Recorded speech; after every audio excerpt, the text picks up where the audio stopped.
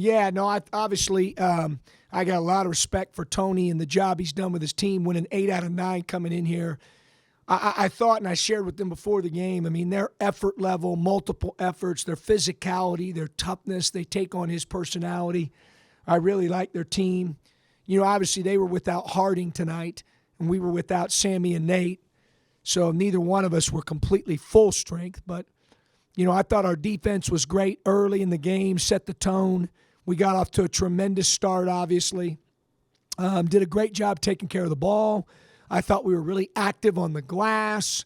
Unfortunately, we didn't make open shots. I mean, there for a while, a stretch there, we didn't score for a while, but I didn't think it was because of execution. It's not very often that Dawson will go 2 for 10 on those type of looks. Ali 0 for 3. Scott won't make one. Caleb was 0 for 3 from 3 at halftime, and I thought he was teeing him up with the wind at his back in the first half. I mean, we were wide open. Great ball movement. We just didn't make them. So we didn't finish the half like we wanted to. They sliced it with a 9-point run there in that last 4-minute war. But I just thought we got off to a great start. We made enough plays in the second half offensively, but really relied, on our league-leading defense tonight. Questions for Coach? During that opening run, 13-0. What did you see at your guys? What was going on out there against a good team to really take charge? Yeah, great effort. I thought we were really connected. Talk was good. Multiple efforts was great defensively, and I just thought we fed off the defensive end. As far as Tavari, he comes in, gives you a nice spark. What have you seen out of him and his development this season? That's twice now, right, where we've had bodies down. So at Kent we had Greg down and Nate down. Tonight we have Nate and Sammy down, and both times he steps up huge against 2 really good teams. Obviously a tremendous environment over there. Today, playing for first place, I thought he was really good offensively, and I thought it was one of the better defensive games he's played as well. I think he's getting better. I loved his disposition, his way he prepared, his mentality. I thought we got tremendous minutes out of him. Coach, you've beaten the 1 seed twice now. And going into this weekend, JMU, what's kind of the mentality that you want for the guys? Well, first of all, I told them you earn the right to play this type of game on Saturday night. They have the highest net in their league. We have the highest net in our league.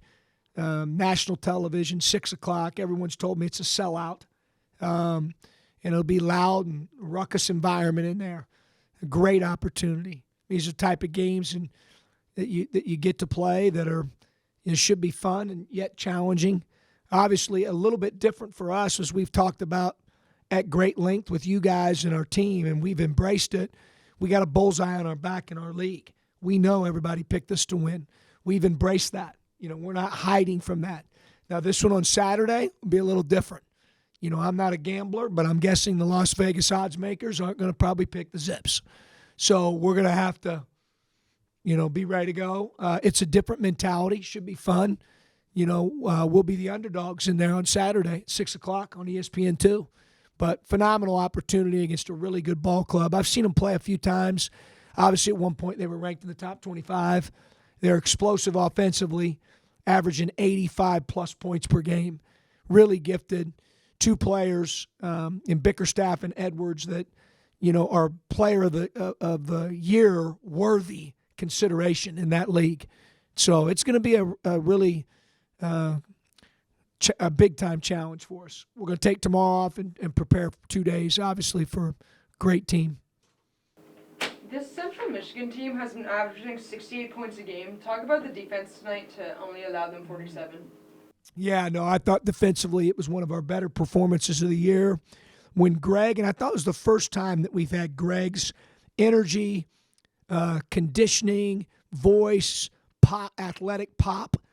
So a couple of those verticals he had, and good Lord. He since pre-Kent, before he got sick and missed the Kent game, I think it's taken him a little bit of time to get back, get his wind back, get to where he's got the same pop and able to play 30 minutes as hard as we need him to play at both ends. And so it was good. I could tell right from the beginning he had it. And then Freeman obviously had great energy early. I thought our defense was super locked in. Thornton made good plays defensively. Then Ali is He's so good on defense. I mean, I can think of 4 or 5 times where we made mistakes, and his brain and effort and size for a guard covered stuff up. He's an elite defensive player. So I thought all those guys were really locked in. I thought our scheme was good. I thought Rob Fulford did a great job with that. And fortunately, we the defense carried the day. And not that we didn't do anything well offensively at all, but we just didn't make threes. I thought we had great looks, great shots, and didn't make them. And we will. But it's a great example. If you want to be consistent, which we do, you have to guard and rebound and take care of the ball. So tonight's a prime example of that. We beat a very good team tonight convincingly because we only turned it 5 times. We out-rebounded them, and our defense was locked in. Now, did we make shots? No, we didn't make shots tonight. But our defense, taking care of the ball and rebounding, I always tell them it travels no matter where the game's at. And so tonight I thought we were exceptional in those 3 areas. Coach, towards the end of the game, we're putting in guys like Lyles, Prather, Wilson, Halligan. What have you been seeing out of those guys at practice, and especially once they get on the court tonight? Well, those guys are, and I always say this, every single one of the guys on our team is valuable. Every one of them. Every single one of them. All of them are important and valuable than any of the other guys. Now, are their roles different? Absolutely. I'm not counting on Evan Wilson to get 15 rebounds like we are Freeman, who's sitting over here. They have different roles. But does Evan take his role serious? Being a great teammate, being a good voice. Yes. Doing the right thing. Yes. Scout team, does he take pride in the fact that he leads? Yes. And he better do it really well, because if he doesn't do it well, then we're not prepared. So everybody has a role to play that's appreciated by everyone in the organization. Your status is the same. In other words, your role's different.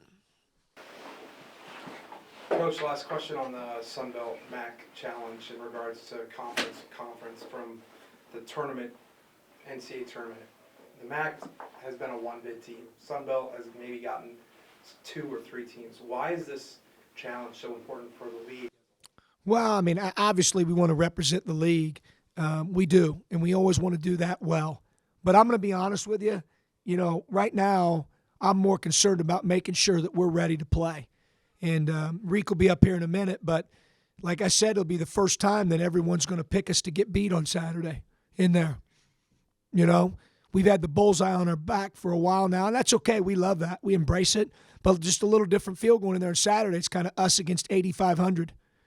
I heard it's a blackout, and, they're really good. And, so it'll be a great opportunity. I think our guys will be smiling in the next 2 to 3 days, looking forward to competing in there against a really good team.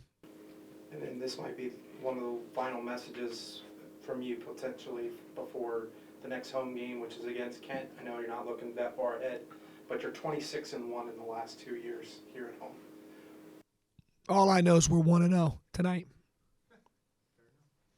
So if you start worried about where we were before, where we're going to be 2 weeks, 3 weeks with 3 more home games, it's a waste of time. And I certainly don't mean to be disrespectful at all. I don't. But at the end of the day, you start thinking that way. You can't do that. You can't just think, we're home, we'll win. Those guys know better. The older guys know better. We have to. The reason we've been good at home is because we prepare the same way for every game. We respect opponents. We go one at a time, and then the results take care of themselves. But, I think obviously if you defend like we did tonight, take care of the ball and rebound, you're going to have a chance against about anybody you play.